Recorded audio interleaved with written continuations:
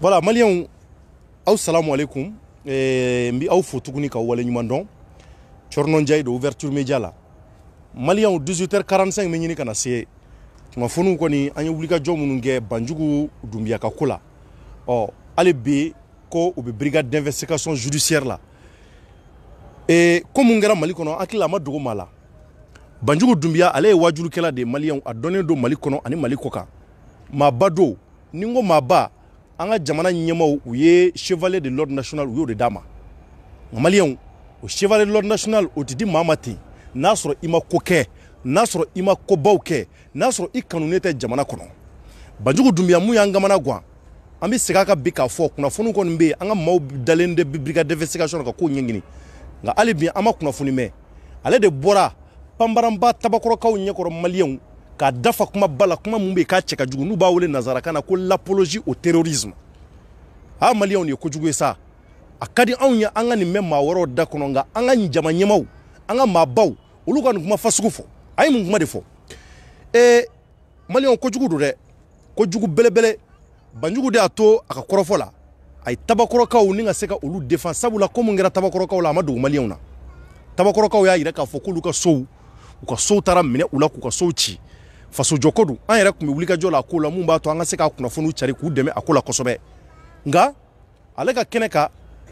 kunu réseaux sociaux kan banjugu de ye kuma bɔ a da kɔnɔ Maliens kuma mun bɛ yen ko vraiment kabako kumaw don mun yɛrɛ anw tɔɔrɔ anw kunnafonidilaw jamanaden ɲuman o ɲuman n'i ko k'i ye patriote ye kumakan dɔ de bɛ kumakan in na mun kan ka mɔgɔw tɔɔrɔ ni n da sera a ma n'o ye l'apologie ye a y'a yira k'a fɔ ko dɔ de sɔrɔla mun y'a fɔ ale ye ko ale ka misi dɔ de kun ye ale ka misi suɲɛ a ka misi suɲɛni k'o tigi ko ale ma k'ale ni a fa taara misitigi in ka so k'u y'a ka so yɔrɔ trouver k'u taara kɔrɔfɔli kɛ ka taa ɲɛfɔ mun ye misi in suɲɛ o wolofa ye k'a fɔ a wolofa ye k'a fɔ k'i denkɛ ye an ka misi suɲɛ tari i b'a kalama wa ko fa y'a yira k'a fɔ ko n b'a kalama ko misi ye joli ye k'a ko bɔn ko misi ye 200 ko fa ko bɔn ko an b'aw ka misi sara sɔɔni ko nana kɛ ten misi tɛ ka sara u ye waati min fɔ fo kana tɛmɛ kalo kelen kalo fila fo ka taa kalo damadɔ la k'u wuli ka jɔ kɛ ni ka taa an ka gendarmerie la Mopti mara la ka taa ɲɛfɔ olu ye cɛ de wele ka cɛ ɲininka k'a fɔ cɛ ye ko a fɔra ko misi mun n'i y'a suɲɛ k'i ko k'i bɛna sara a bɛ wari dɔ k'a ko bɛ cogo ko cɛw k'a b'a sara o fɔlen gendarme ye cɛ bila ka tila ka u mɔgɔ fila bɛɛ bila k'u ka taa nka sɔɔni cɛ tɛ ka wari sara a tɛ ka misiko kuma yɛrɛ fɔ u bɛ ka taa gendarme ko gendarme bɛ k'a fɔ a ye n ka cɛ i hakili sigi sa a b'i ka wari sara i hakili sigi i ka misi wari a b'a sara n'o ye 200 ye nka Maliens banjugu ko kɔrɔfɔ la ko cɛ dusu nana bɔ ko dɔ de ko cɛ ma k'e bɛ ka mɛn ko n kunna kosɛbɛ ko ba tigɛ i ka taa Amadu Kunfa ka maa minnu bɛ i ka taa ɲɛfɔ u ye cɛ ye ba tigɛ ka taa Amadu Kunfa ka mɔgɔw yɔrɔ ko Amadu Kunfa ka mɔgɔw tugura nɔ ko ka ba tigɛ ka don kurun kɔnɔ u nana se cɛ ma k'a ko taa cɛ in ka so yira na mun y'i ka misi suɲɛ Amadu Kunfa ka mɔgɔw fulaw don a ka kɔrɔfɔ la k'u taalen ye sokɔnɔna in na ko Amadu Kunfa ka mɔgɔw y'a yira k'a fɔ cɛ ye ko nin ko k'i y'a ka misi i y'a suɲɛ k'i kan ka misi in sara k'a taara gendarmerie la k'a ko ma ɲɛnabɔ taara ko bɛ cogo jumɛn ko cɛ ko an b'a sara ni waati in na ko Amadu Kunfa ka mɔgɔ ko k'o kuma fasugu an t'o lamɛn dɛ an bɛ tile 2 de d'i ma n'i ma misi in sara an b'i kunkolo tigɛ ka bɔ a la k'a kɛ cɛ ka misi sɔngɔ ye Maliens k'o kɛlen ko cɛ de jatigɛra a wolofa jatigɛra u ye solution bɛɛ kɛ o dugusajɛ ka se ka cɛ ka 200 ɲini k'a d'a ma ko cɛ ko ale ma ko n'a fɔra ne ka fɛn fila ta terroriste Amadu Kunfa ka mɔgɔw ni Mali gouvernement ko ne bɛ jumɛn ta k'ale bɛ Amadu Kunfa ka mɔgɔw ta Maliens nin kuma de fɔra banjugu dumbia fɛ kuma mun n'a cɛ ka jugu jama ɲɛkɔrɔ jama bɛɛ ko n'o kɔni don k'an bɛɛ bɛ tugu Amadu Kunfa ka mɔgɔw kɔ k'an bɛɛ bɛ Amadu Kunfa ka mɔgɔw fɛ an b'u supporter bi an bɛ tugu u kɔ bi an bɛ tugu u kɔ sini Maliens ko nin ye kojugu dan de ye a ma da o ma a tilala k'a fɔ tuguni ko ni kow nana gɛlɛya tuguni ko bombe dilancogo a y'o dilancogo fɔ jama ɲɛna k'a fɔ k'u bɛ se ka fɛn dɔ don buteli kɔnɔ ko ka alimɛti caro ka bɔ a la ko k'a bila ko y'a kɛlen bombe ye Maliens nin ka in bɛɛ da kɔnɔ fo ale ɲɔgɔnna maa ba denmisɛnnin tɛ foyi maakɔrɔba ka ca ni san 40 ye ale mun dɔnnen don wajulu la ka Ala ka kumakan fɔ silamɛw ye ka Ala ka kumakan fɔ jamanadenw ye nin kuma fasugu ye taara sɔrɔ banjugu da kɔnɔ Maliens aw yɛrɛ ka ko jɛngɛ a k'a lajɛ mɔgɔ caman y'i bala yɔrɔ dɔ la k'a fɔ ko parce que k'a ye IBK nɛni mun kɛ k'o de kɛra minɛni sababu ye an ka sira yɛrɛ to yen an k'o yɔrɔ yɛrɛ to yen a ye président yɛrɛ nɛni a y'a dafa ka fɛn caman fɔ président ma hali n'a ye président dɔgɔya o b'a ni président ni ɲɔgɔn cɛ nka kɔrɔfɔ mun ka gɛlɛn ko bɛɛ la anw ka jamana kɔnɔ anw ka sɔrɔsiw bɛ ka sa anw de ye anw ka gendarmew bɛ ka sa anw de ye anw ka sɔrɔsiw bɛ ka sa anw de ye maa ka sɔrɔ jamana kɔnɔ mun bɛ t'i jɔ jama ɲɛmɔgɔ ka t'i jɔ jamaba ɲɛma ka ni ɲɔgɔnna kumaba fɔ k'a lajɛ ka terroristes ka promotion kɛ ka sɔrɔ an ka sɔrɔdasiw sara ala dɔgɔkun kelen bɔ juma nata in juma mun tɛmɛna o juma mun tɛ n'an ka sɔrɔdasiw sara ala ma tila o sangafo la nin kuma fasugu bɛ taa fɔ jamana kɔnɔ o karamɔgɔ joli joli bɛ yen ko mun bɛ nin kuma fasugu fɔ maliyɛnw anw y'o de fɔ an ka kuma na a karamɔgɔ joli joli bɛ mali kɔnɔ yan mɔgɔ bɛ nin kɛ fo fu ka sira a dan na nin ko fasugu ka dabila jamana kɔnɔ karamɔgɔ ma bɔ karamɔgɔ la société civile ma bɔ société civile la mɔgɔ bɛ yen k'i ye kuma dɔw fɔ il faut que jamana kɔnɔ an k'an yɛrɛ dɔn k'a fɔ k'an di kungokolo kɔnɔ adamadenya bɛ se ka sabati n'an ye sariyaw bato de kuma bɛ kuma la fo jate de ka minɛ sariya ka tigɛ tilennenya kɔnɔ bɛɛ k'i kuma cogo dɔn bilahi mɔgɔ n'i ye nin kuma fasugu fɔ anw ka jamana ɲɛmaw sariya baarakɛlaw u kan ka wuli ka se ka fu siri nin dan fasugu la nin ko fasugu kana kɛ jamana kɔnɔ o diinɛ ɲɛmaa joli joli bɛ yen jaja terroristes b'anw ka jamana kɔnɔ maliyɛnw jaja terroristes de bɛ anw ka jamana kɔnɔ maa minnu bɛ yen k'u bɛ terroristes hakililata ni ka se ka a lafasa sɔrɔdasi joli joli sara de bɛ kɛlɛ in daminɛna fo kana bila bi la o sɔrɔdasi joli joli sara o muso joli joli bɛ kan kɔnɔ su mana ko u bɛ miiri u cɛ la u cɛ sara jamana de anw de kan k'a dɔn olu ye amadu kufa ka mɔgɔw n'anw ka tilata n y'o de fɔ n ko kelenw tɛ banjugu minɛna o sababu de la maliyɛnw a filɛ nin ye brigade d'investigation judiciaire la fo nin waati in na u taara n'a ka kalandenw bɛɛ de minɛ bi tilegɔ in na surɔ 1h du matin kunnafoni bilala a ma k'a fɔ k'a minɛna jaja maa mun minɛna n y'a fɔ n ka kuma la a ka misiri ɲɛmaa dɔ don u y'o de minɛ ka taa n'o ye nka 10h waati kana se 11h moins ma u taara banjugu minɛ maliyɛnw a ka so a ka kalanden minnu bɛ yen k'u ye bɛɛ de cɛ ala ka sɛw kolonkalaw maliyɛnw dagaw u fɛn bɛ so kɔnɔ k'u y'a bɛɛ cɛ ka taa n'a ye brigade d'investigation na ka taa k'o ɲɛɲini a bɔra ka nin ye dɛ nin kɛra anw ka mali kɔnɔ nin ko fasugu de kɛra mali kɔnɔ maliyɛnw bi o kɛlen tabakɔrɔkaw ye wulikajɔ kɛ sabula banjugu taara olu de ka kow défend ka t'u ka laɲiniw défend tiɲɛ don ala anw kunnafonidila minnu bɛ yen maliyɛnw anw bɛɛ bɛ taa ka se ka taa maliyɛnw ka kow défend ni ko y'i sɔrɔ maa minnu bɛ yen n'i b'olu ka hakilaw défend k'u ka laɲiniw sabati k'a lajɛ ka kuma faamaw ye mun b'a to u ka se k'u ka hakɛ sɔrɔ olu maaw man ka kɛ fitiriwale i ma u bɛɛ de wulilen don bi maliyɛnw filɛ au conseil islamique da la tuguni wa jamana bɛ se ka kɛ jamana ye ni sariyaw batora de jamana bɛ se ka kɛ jamana ye ni kuma nasugu dɔw n'a fɔra mun b'a to maa wɛrɛ kana se ka segin a ɲɔgɔn wɛrɛ ka fiyewu fo fu de ka siri ko fɔlɔ dɔ ka yira jamanaden tɔw la k'a fɔ kuma o kuma bɛ yen n'i ye kuma dɔ fɔ mun bɛ na ni kojugu ye jamana kɔnɔ i bɛ minɛ k'i ɲangi sariya fɛ maliyɛnw terrorisme o ye ko ye maa minnu bɛ yen k'u bi a lajɛ anw n'u ka hakilataw tɛ kelen a bɔra ka amadu kunfa mun fɔ o amadu kunfa kelen président y'a laɲini kɔsa in na k'a fɔ k'a bɛna gɛrɛ ninnu de la ni ka se k'u hakilataw lamɛn u ma sɔn fo nin waati in na maa minnu don u y'an ka sɔrɔdasiw faga banjugu de sɔrɔla maliyɛnw banjugu e ɲɔgɔnna prêcheur ba i ɲɔgɔnna wajurukɛla ba i dɔnnen don mali kɔnɔ mali kɔ kan banjugu de sɔrɔla ni ka taa nin fɔ maliyɛnw aw yɛrɛ ka minɛn jigin a k'a lajɛ tari ko in kɔrɔ ka ɲi wa jɔn de b'a to a yɛrɛ ma k'a fɔ ko banjugu ye mun fɔ ko tiɲɛ don k'a b'a jo fɛ maliyɛnw o b'a yira k'an kɛra fitiriwale ye sɔrɔdasiw ma o b'a yira an kɛra fitiriwale an ka gendarmew ma o b'a yira maa minnu bɛ ka taa kɛlɛ kɛ walasa juguw kana se anw na an ka berevɛriw n'an ka bere rouges maliyɛnw ninnu bɛ maɲumantɔ ko mun na nord la u bɛ maɲumantɔ ko mun na mɔbiti a ye taa ɲɛ da u kan a ka t'u lajɛ ne bɔra yen ne y'u ye u bɛ cogo mun na an kana kɛ fitiriwale an ka sɔrɔdasiw ma maliyɛnw bilahi n'an kɛra fitiriwale lahara jɔn ala bɛ kiti tigɛ an n'u ni ɲɔgɔn cɛ olu de sɔnna k'a fɔ k'u b'anw lakana olu de sɔnna k'a fɔ ko mali in tɛ di maa wɛrɛ ma olu de sɔnna k'a fɔ k'anw ka jamana devise ye mun fɔ ko un peuple un but une fois k'an bɛɛ ye hakilila kelenw de ye ko jamana in ko ka se ka sigi bɔlɔ kelen kan k'olu b'u cɛsiri mun b'a to juguw kana se anw na ka na ni hakilila wɛrɛw ye anw ka jamana kɔnɔ n'olu sara nin cogoya in na an de duwawu sama u ma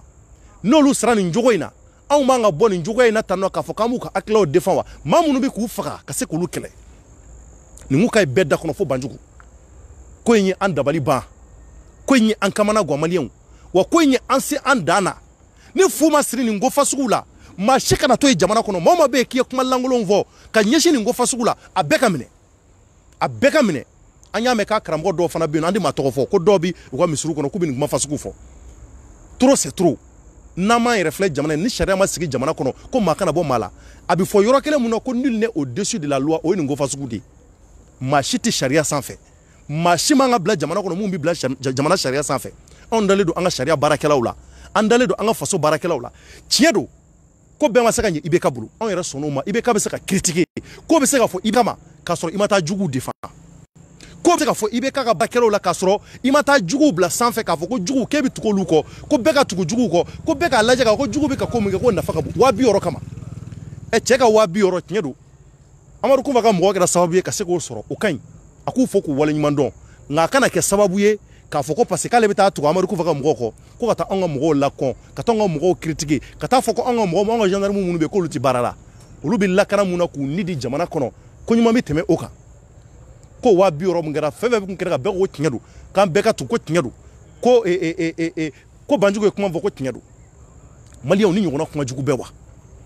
Maliyɛnw ni ɲɔgɔnna kojugu bɛɛ jamana kɔnɔ aw yɛrɛ Ala n'a kira cɛ aw de la ka ne jamana ɲuman jumɛn kɔnɔ ko mɔgɔ de bɛ bɔ mɔgɔba jamana kɔnɔ nana jama ɲɛmɔgɔw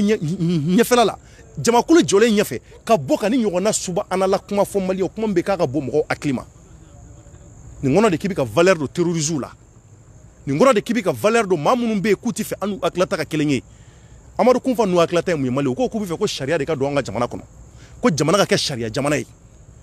ko an ka jamana ka kɛ sariya jamana ye sariya jamana de ye mun ye Maliyɛnw ko chrétien minnu bɛ anw fɛ yan nɔ k'an ka na u ka tabiyaw jateminɛ sariya jamana de ye mun ye ko olu ka laɲini ye mun ye k'an bɛ tubabu fini mun don yɔrɔ ne yɛrɛ kɔsiminen don kosɛbɛ veste bɛ na ni ninnu don ne bila ne bɛ nin veste in bila i bomosi a bɛ jɛya ni Ala ye ci k'i ye ko kɛ mun ma kɛ u ka laɲini tɛ u b'i faga Maliyɛnw ninnu ka hakilata a maɲi bi a maɲi sini o de fɔr'u ye k'an bɛ u bɛ ka kuma ko minnu kan antiquité ko don Maliyɛnw sariya de ye ko ye n'u ko k'u bɛna sariya nasugu dɔ imposer anw da la o b'a yira k'a fɔ olu de ye silamɛ ka tɛmɛ anw kan o kuma anw de silamɛ wa mun fɔ kuranɛ kɔnɔ anw t'o dɔn wa ou bien an jɛlen tɛ kuranɛ kelen de la ni ɲɔgɔnna kuma jugu de fɔ mɛ jamana kɔnɔ ka valeur don maa minnu bɛ yen k'u bɛ ka anw ka tabiyaw k'u saboter k'a yira k'a fɔ ko Mali tɛ danbe jamana ye k'a yira k'a fɔ ko Mali tɛ silamɛ jamana ye o Amadou Koumfa kelen maaba dɔ de nana sɔrɔ mun bɛ taa valeur don o n'a ka mɔgɔw la a Maliyɛnw nin ye kabako ko ye dɛ ni Amadou Koumfa donna Bamako yan don o don Maliyɛnw bilahi talahi an fɛn fɛn bɛ tisi dɔw ni pandɔlɔ dɔw ni jini dɔw la an b'a bɛɛ bila cigarette min bɛ dabila Bamako kɔnɔ yan balontan bɛ dabila Bamako kɔnɔ yan ninnu tile kelen ma sɔn balontan ma ko bidaya don ko balontan ye bidaya ye ninnu tile kelen ma sɔn musow k'u ka yaala liberté la k'a sɔrɔ u m'u kunkolow datugu ne m'a fɔ ko ɲuman tɛ ko ɲuman don nka silamɛya kan ka to yen de mɔgɔ i yɛrɛ ni hakili ni ɲɔgɔn cɛ dusukun nka ninnu bɛna imposer de aw da la k'a imposer n'i ma sɔn u b'i faga u b'i kan tigɛ Maliyɛnw o ɲɔgɔnna kojugu tɛ ko ale bɛna valeur dolu kan anw ka sɔrɔdasi minnu y'u ni di ka t'u ni di jamana ko la anw ka se ka lakana bilahi anw m'an ka ɲinɛ olu kɔ an m'an ka kɛ fitiriwale u ma nin kofasugu kan ka dabila jamana kɔnɔ an k'an kumacogow dɔn an ka valeur di an yɛrɛ ma Maliyɛnw yanni maa wɛrɛ ka valeur d'an ma an ka valeur di an yɛrɛ ma Maliyɛnw an k'an yɛrɛ sankɔrɔ ta fɔlɔ anw ka jamana bɛ ɲini kana ci maa juguw fɛ ninnu bannen don ko bɛɛ ma yanni bi ka se Mali kun ka di kosɛbɛ yanni bi ka se bilahi silamɛya kun bɛ Mali kɔnɔ taa Tɔnbɔkutu bilahi Maliyɛnw silamɛya bɛ Tɔnbɔkutu a bɛ jɛnɛ Maliyɛnw silamɛya bɛ Mopti kɔnɔ silamɛya bɛ Kayiba Jabate ninnu bɛna k'u bɛna k'olu bɛna ko mun silamɛya ko fɔ anw ye ninnu bɛna k'u bɛna mun sariya ko kuma de fɔ anw ye Banjugu yɛrɛ mana sɔrɔ ale yɛrɛ bɛna olu lafasa mun de bɛ silamɛya ko la k'ale tɛ o dɔn k'ale b'a fɔ ninnu ye kuma mun fɔ ko n'i ye kuma ta k'a lajɛ ko cɛ b'a jo fɛ wa a t'a jo fɛ bɛɛ ko cɛ b'a jo fɛ tiɲɛ don dekun bɛ jamana kɔnɔ nka an k'an kumacogow dɔn an kana dusu bila hakili ɲɛ n'an ye dusu bila hakili ɲɛ an bɛ tiɲɛni kɛ n'an ye dusu bila hakili ɲɛ an bɛ valeur de juguw ma ka tɛmɛ an yɛrɛ ka Maliyɛnw n'an ma k'an yɛrɛ fɛ bilahi an tɛ bɔ nɔgɔ la fo ka diɲɛ wuli anw yɛrɛ bannen don an yɛrɛ k'an bɛ taa ɲɛsin maa wɛrɛw ma an tile kelen ma siran Amadou Koumfa ninnu ɲɛ deba Ala y'an da anw ka sɔrɔdasiw bɛ se ninnu na ninnu de sɔn na fo ka diɲɛ wuli hali ninnu tɛ se ne yɛrɛ la ne yɛrɛ mun filɛ ne tɛ sɔrɔdasi bilahi ni marifa da n ka jeni ninnu bɛ se ne na an ka tiɲɛ fɔ ɲɔgɔn ye Maliyɛnw trop c'est trop ninnu de se anw si la yan nin kɛlɛ in kɔnɔ ko dɔ de bɛ nin kɛlɛ in kɔnɔ an tɛ mun si dɔn sinon bi ma Mali da marakaw fara marakaw ni maninkaw bɛɛ bɛ sinankunya kulonkɛ kɛ yan fulaw fara bozow kan an bɛɛ bɛ sinankunya kulonkɛ kɛ wa an bɛɛ ka di an bɛɛ bɛ don da kelen fɛ an bɔ da kelen fɛ u nana ko dɔ de ɲaami an ni ɲɔgɔn cɛ yan o Amadou Koumfa bɛ se ka taa bila valeur la cogo di mɔgɔw ɲɛna ka taa valeur dɔw la k'o bɛna sariya dɔ yira anw na k'o bɛna tilennenya yira même si c'est vrai sariya ɲuman t'anw ka justice kɔnɔ n'o ye la bonne justice ye anw bɛ se k'a fɔ Maliki Kulubali n'a ka mɔgɔw nalen Maliyɛnw an kana kɛ fitiriwale u ma u ye prévu dɔ kɛ ka yira an na justice bɛ ka na jamana kɔnɔ qu'on veut ou pas justice bɛ ka don anw ka Mali kɔnɔ maa minnu bɛ ka na ni o sariya ɲuman ye u ka dɔgɔn de Ala de bɛ k'u dɛmɛ ani anw maa ɲuman kelen-kelenninw minnu ko an dan bɛ jamana in na k'an bɛ jamana in ka ɲɛtaa fɛ o bɛɛ n'a ta o ko ɲuman minnu n'a bɛ ka kɛ dɔw tɛ k'o dɔn o bɛɛ n'a ta o baara ɲuman minnu n'a bɛ ka kɛ jamana kɔnɔ dɔw ɲinɛnen don o kɔ dɔw ɲinɛn b'u kɔ ka t'u ɲɛ bali ko parce que ko anw sirannen don Amadou Koumfa n'a ka mɔgɔ ɲɛ k'an b'olu sɛbɛ dɔn Banjugu Dunbiya kumana ka wasa Maliyɛnw an ka tiɲɛ fɔ ɲɔgɔn ye a wasara ale kuma na kojugu o Banjugu kele ka Amadou Toumani Touré to fanga la ale de delila ka nin kuma kelen fana fɔ ka ɲɛsin lɔbɔ ma n'o y'an ka première dame a ye kuma mun fɔ lɔbɔ ma a fɔcogo yɛrɛ ka jugu da la kosɛbɛ nda kuma fɔ a ka jugu kosɛbɛ o mankanw kɛra k'o ba ɲa ATT tɛmɛna n'a ka baara ye nka hali IBK yɛrɛ bɛ se ka tɛmɛ n'a ye nka an bɛ waati min na Maliyɛnw an bɛ kɛlɛ de la kɛlɛ de bɛ anw da la kɛlɛ de dɛsɛlen don ka ban maa minnu n'an karimɛ ɲɔgɔn na u sɔnnen olu ma sɔn anw ka laɲini de ma ko fɔ anw de ka sɔn olu ta ma k'a sɔrɔ anw dun ka ca ka tɛmɛ olu kan an b'an ka sɔn fiyewu ninnu ka ko dɔw yira anw na k'a fɔ k'u b'an hakili ta ko Banjugu ye kuma fɔ kunun Maliyɛnw n'i y'a lajɛ video la jamakulu minnu bɛ yen bɛɛ kulela Banjugu ye jamatigi de il est le président de l'association Nouroudine ɲɛmaa don n'i kɛra jamatigi ye maa dɔw bɛ sɔrɔ jama na hali n'i ko ko Ala tɛ yen u bɛ d'a la maa dɔw bɛ sɔrɔ jama na hali n'i ko ni kɔnɔ farala ko furu tɛ biɲɛ tɛ u b'a fɔ ko tiɲɛ don an ka karamɔgɔ de y'a fɔ an ye wa an bɛ d'a la maa dɔw bɛ hali n'i ye kunkolo tigɛ k'a fɔ ko nin ye maa kunkolo tigɛ ni karamɔgɔ ko kunkolo don ko jinɛmɔgɔ wɛrɛ don u b'a fɔ ko tiɲɛ don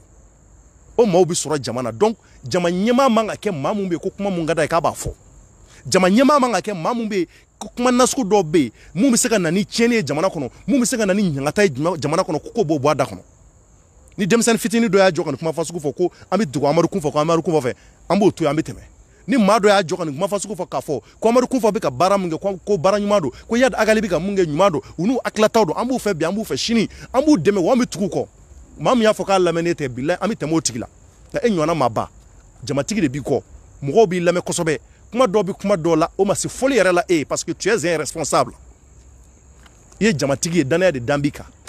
wa kuma minnu bɛ b'i da Ala ka kumaw de don i dɔn bɛ Mali kɔnɔ ani Mali kɔ ka jamanadenw fɛ mɔgɔw ka bonya b'i yɔrɔ kuma dɔw bɛ kuma la a fɔ man ɲi jamana kɔnɔ kuma dɔw bɛ kuma la a bɛ kɛ sababu ye ni ka na ni fitinɛ ye jamana kɔnɔ kuma dɔw bɛ kuma la a bɛ kɛ sababu ye Maliyɛnw yɛrɛ damaw bɛ fili ɲɔgɔn ka tiɲɛ ma an bɛ muru ta ɲɔgɔn nɔfɛ yan o b'a yira k'a fɔ ko terroriste dɔw bɛ sɔrɔ jamana in kɔnɔ an tɛ minnu dɔn n'i y'a ye Banjugu bɔra ka nin kuma in fɔ wa nin bɛ misaliya de di dɔ bɛɛ ma nin bɛ hakilila dɔ di bɛɛ ma nin bɛ mun de yira Maliyɛnw o ma mun de bɛ anw ka jamana kɔnɔ anw tɛ mun kalama Maliyɛnw an tɛ ɲɔgɔn fɛ cogo o cogo an bɛ sɔn ka ban ɲɔgɔn na k'an bɛ taa tugu ninnu kɔ aw bɛ sɔn an ni ɲɔgɔn fɛ cogo o cogo gɛlɛya nana cogo o cogo injustice nana cogo o cogo jamana kɔnɔ anw bɛ sɔn k'a fɔ k'an bɛ ɲɔgɔn kɔ bila ka taa tugu ninnu kɔ u y'an ka mɔgɔw faga u y'an ka sɔrɔdasiw faga an tɛ IBK fɛ cogo o cogo anw yɛrɛ tɛ IBK fɛ koyi nka an tɛ IBK fɛ cogo o cogo an ka tiɲɛ de fɔ ɲɔgɔn ye bilahi an b'an ka IBK kɔ bila k'a fɔ k'an bɛ taa tugu nin jugu ninnu kɔ u y'an kɔrɔkɛw faga u y'an dɔgɔkɛw faga bilahi u y'an denw faga Maliyɛnw k'u bɔnɛ u ni la fura de bɛ ɲini o la wa anw bɛ taa tugu ninnu kɔ k'an b'u hakilataw défend ko parce que k'u bɛ se sariya tigɛ cogo la ka tɛmɛ anw kan n'u nana Bamakɔ yan don o don bɛɛ b'i yɛrɛ ɲini bilahi Maliyɛnw an kana lajɛ ko dɔw bɛ yen nɔ minnu tɛ ɲɛ ko minnu ye antiquité ko ye k'an b'o imposer an ka jamana kɔnɔ yan ninnu bɛ se ka na mun de fɔ anw ye silamɛya ko la k'an tɛ mun dɔn u bɛ se ka na mun de fɔ diinɛ ko la ko an ka silamɛ diinɛ ɲɛmaaw bɛ yen nɔ minnu bɛ yen nɔ Mali kɔnɔ yan nɔ k'u ma deli ka mun fɔ an ye aw k'o fɔ an ye Maliyɛnw nin ko in kɔni gɛmɛ bi Banjugu Dunbiya n'a a taama ka mɔgɔw a n'a ka fidèles u bɛ biji la Maliyɛnw foyi bɔlɔ ma tigɛ fɔlɔ an tɛ fɛn kalama fɔlɔ mun bɛ senna n'a nana bɔ biji la u bɛna taa n'a ye procureur de yɔrɔ kiiri bɛ tigɛ ko in kɛra cogo min na an yɛrɛ bɛna bɔ a kan u ma sɔn ka fɛn fɔ an ye fɔlɔ parce que u b'a dɔn anw kunnafonidilaw anw da ka teli ni mun fɔra dɔrɔn an b'an deliya ka bɔ n'a kunnafoni joona foyi ma fɔ an ye fɔlɔ an t'a dɔn IBK de ye plainte don o jɔnni de ye plainte don a kama an t'a dɔn maa min y'a wele o an t'a dɔn ko in bɛ ka boli sira jumɛn kan ɔ jugement bɛna kɛ cogo jumɛn foyi ma fɔ fɔlɔ ko in kɔni bɛ nin cogoya in na fɔlɔ BG mɔgɔw n'olu ye service d'investigation judiciaire ye olu kɔni bɛ k'a ɲininka u bɛ k'a ɲininka ka ko in ngɔlɔ tigɛ kosɛbɛ ka walawala k'a lajɛ tari Banjugu u bɛ k'a lajɛ n'a sɔrɔla Banjugu ni Amadu parce que a ko k'a ka hakilataw ka d'a ye u bɛ k'olu de sɛgɛsɛgɛ u ɲɛ dɔn anw ka laɲini ye mun ye hali bi nin ko in na Maliyɛnw Ala ka seliji bɔ a kɔ kan an kana kɛ fitiriwale an sɔrɔ ma an kana ɲɔgɔn kɔ bila jamana ko la an kana kɛ jamana in ma jugu ye Maliyɛnw wallahi an kana kɛ ɲɔgɔn ma jugu ye anw ka ca ni ninnu ye siɲɛ ba joli joli n'a fɔra ko Banjugu Dunbiya ale ɲɔgɔnna chevalier de l'ordre national o dira ma président mun yɛrɛ o d'a ma n'o IBK ye en 2018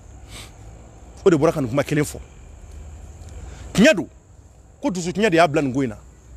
tiɲɛ don ko fɛn caman bɛ yen mun de y'a bila nin ko in na Maliyɛnw o b'a yira k'a fɔ i dusu bɔra cogo o cogo kan'a lajɛ k'o bila hakili ɲɛ Maliyɛnw hakili o de ka kɔrɔ ni fɛn caman ye akil le kay ni fenjama malien ni ngon nunga dabla nga jamana kono vraiment ni manga jamana nagashi ni manga jamana valeur boala ni monga jamana chidi ko do kay mado da kono kateme do ka anga kuma chuko do mali kono mali mugoti ni ngon nuna oui allo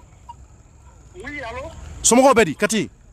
aba bashi te awre inshallah bashi fo etana ko mi niveau du menka oui pour le moment an ga fo ga bla rom na abu ro de la flo abi niveau du mena parce que anya me ka mi bijila le biana ka mo bo komi ayando kuma la shukura on nyebe kuna fundo la sraka tarama la bla ko abi ya ya ma information sur la flo mais na teme yoro fan fe c'est ni mu bora la ni mu bora la voilà na teme yin fan fe quoi d'accord donc on va ira quitter nouvelle kalama la flo pour le moment mama nouvelle sur flo voilà on a fo ga to ni ko korom na parce que au conseil mo mais no ni la on information sur mais c'est pas confirmé quoi ouais au conseil islamique mo un aéroport kalama voilà au conseil mo mais ga no ya kula ali manifestation kala no lugo ko ba manifestation ko ga jo donc parce que on t'a pêché dans la donc au conseil mo le coup na mangala ko ata au conseil orola donc ou la calme pour essayer de solutionner na ko la bon en mo ni ko la mais ta donc récemment mon mais non quoi tite mo quoi d'accord donc ni ko kala chiko muna ami wele wala se kan kuna funi amana ka mo be terrain ka inga alibi ami ngon kuna funi ko intabolo la OK voilà merci d'accord donc ayra boraka ni me ale fana ko bi alibi niveau muna o ye abi bijila alibi abi fama obolo akoto nyama do alibi fala jusqu'à présent donc malien ni vidéo ko ni ngekunti dore ne bolo c'est pour que ayra be kan sigi anga ko njatemine parce que do 10 minutes do ko ina ka foko banjugo munge kanyina mo bi nguma fasuku bu dakono imi sigi ki miri folo mo ben nguma fasuku bu dakono folo isigi ki réfléchir absa ka kuma naka wasa d'accord yeri voilà yeri ça va ça va bien tcherno ko ka somo bedi ba bon malien club là comme anya e kun dalé do au conseil islamique de la amdalay asila d'accord donc ko bi niveau du mena bon mo ko malaka mu voye manifestant nu malaka mu ma foin ou me muna comment on se casser bon manifestant en réalité munu nga yoro chiradi donc ko vraiment utiseka buka rolati tangeni autorité ma ko uliga ijo ka ko nyanyini kanye ka sege kan ulabote ko atete bu damayira ko ka ko lu boy ngatla ni mo waraw yi ko lu dumbe malion kelonde ko vraiment ba nyini nyamo ko fe u ka sabali u ka doni ku ka jisma doni ku ko lijila donc ba ira uma bokata feka ko la quoi parce que ame ko bandu ko mo bon u dama ko fena la ko parce que ko fena minana u no fe mais u tuna ke ni mangaye ko kele ko te manga ko te lu ba nyini de ka gouvernement deli maintenant ka gouvernement deli ni gouvernement sona banjugu wa se ka blaka sura makeni mangaye amakeni tseni amakeni berete amakeni muruta parce que banjugu minana ulu sababu ya rekama kosobe donc ulu ba nyini gouvernement fait c'est vrai qu'il a tenu des propos un peu exagérés parce qu'il a fait l'apologie comment dirais-je du terrorisme apologie corona foka terrorisme fasada terrorisme de fasada donc dum jamana kono ko sharia be a jamana kono akwa ku manga ke ka ke na fo kulonga fente quoi et mon fo kulonga fente parce que do che sara do din sara wallahi terrorisme fait kosobe donc hukumu konna la u yere sona ka a jalaki koro ka foko ka ira ka foko banjugu dumia mon fo yana asini de afo mais amanga fo parce que sharia be ame sharia jamana de kono kosobe oichi mais oluba nyini jamana nyemo fe uka magoto ala na kiraye uka no lufana genga buka si yoro la uka ulufana magoto ala e parce que nous na yoro mchi yoro mkanga chi atete buku de na ke malien do na ta blay kosobe donc déjà olu yere be déjà ka ba ni gouvernement me solution mina la ko solution nyini bon do fana ira ana tuguni jamana na ka foko olu ko ni fushu ko yoro me kaburu olu yere be da kono choko jume parce qu'ils ne sont pas prêts à lâcher, comment dirais-je, ou qu'à patrimoine coup ma prêt à tout, parce que au lieu d'un gain à boire, ni qu'à malien donc ils vont préférer mourir, parce que moi, il y a en réalité, mais porte-parole donc Moubolo, il y a des minutes, mais nous intervenons pas gérer sans faire, mais il y a Iran là quand faut aller au lieu qui mangankola ou tiwoyokola, c'est le gouvernement qui nous bloque à Hakekono. Abana. Donc, mais et que Bandougo il a fait l'apologie du terrorisme. Il reconnaît ça aussi. Le président reconnaît ça, parce qu'à propos de Païs sans fait, je l'ai interviewé avec Païs sans fait. Il reconnaît que Bandjougou est apologie du terrorisme. Donc vraiment, qu'il a exagéré. Donc, eux, ils demandent à l'État malien, ils demandent aux autorités maliennes, mais ce qu'on veut savoir, c'est que nous avons fait sécurité d'État pour que ou bien des plaintes ou bien bon, tu sais qu'à fort, le procureur peut s'auto-saisir. Le procureur de la République peut s'auto-saisir ce dossier. D'accord. Et transmettre au niveau des autorités compétentes telles que la brigade d'investigation judiciaire, qui a l'habitude de faire, comment dirais-je, d'intervenir sur l'ensemble du territoire malien.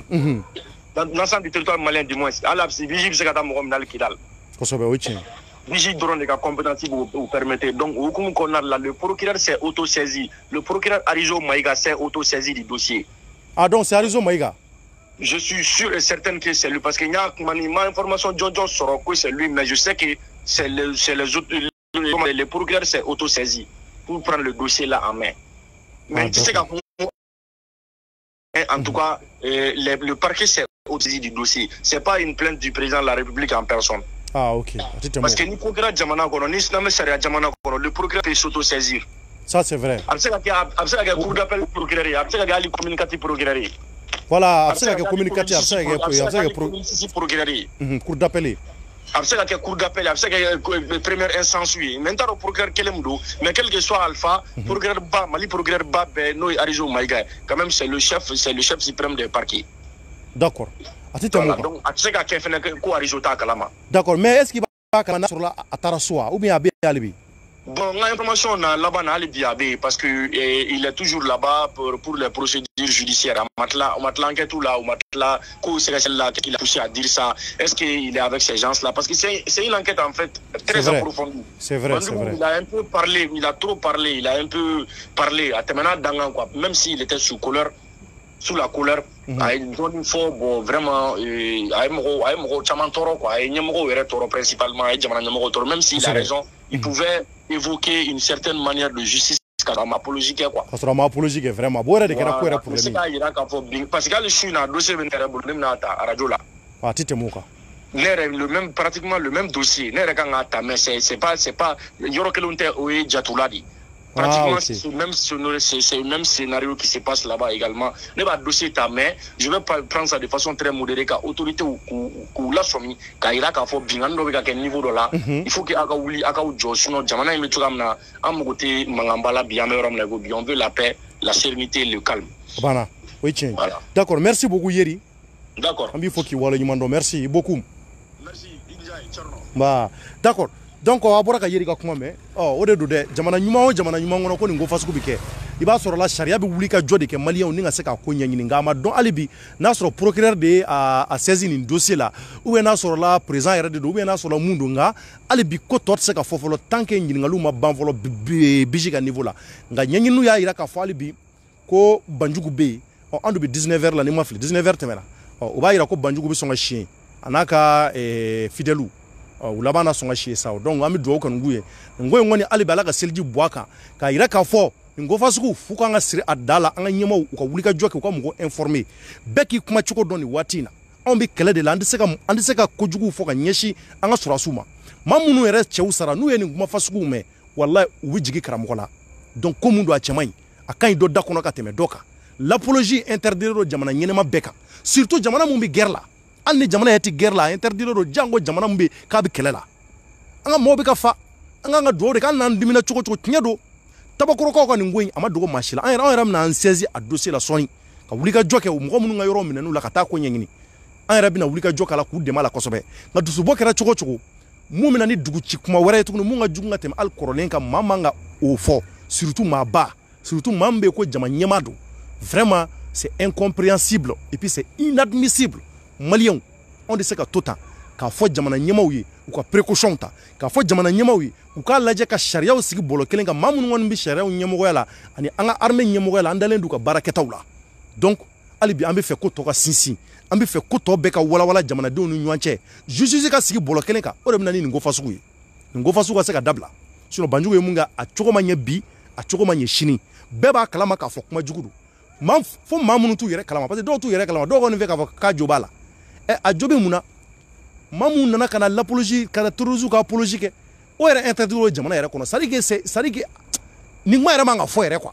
hali n'a sɔrɔla i ye denmisɛnnin ni nin fɔra n'i ye nin mɛn i bɛ siran kuma in bɛ maa yɛrɛ jatigɛ fɔlɔ ale ɲɔgɔnna mɔgɔba ale dɔn bɛ cogo min na tan nin cogoya in na Mali ko foyi tɛ tɛmɛ a kan jamana yɛrɛ tilala ka médaille di e ma tuguni k'i apprécier i ka baarakɛtaw la e ka tila ka taa yen c'est vrai ça risque même de sentir c'est à dire que Amadou Kounfa ka ko kɛcogo vraiment maliyɛnw a b'a yira k'a fɔ ko a bɛ Amadou Kounfa ka ko kɔnɔ dɔɔni ça risque a b'a yira k'a fɔ risque ba yɛrɛ de b'a ko la maliyɛnw donc c'est à dire que a tɛ se ka faamuya cogo na sugu si la quoi jagoya a kun kan ka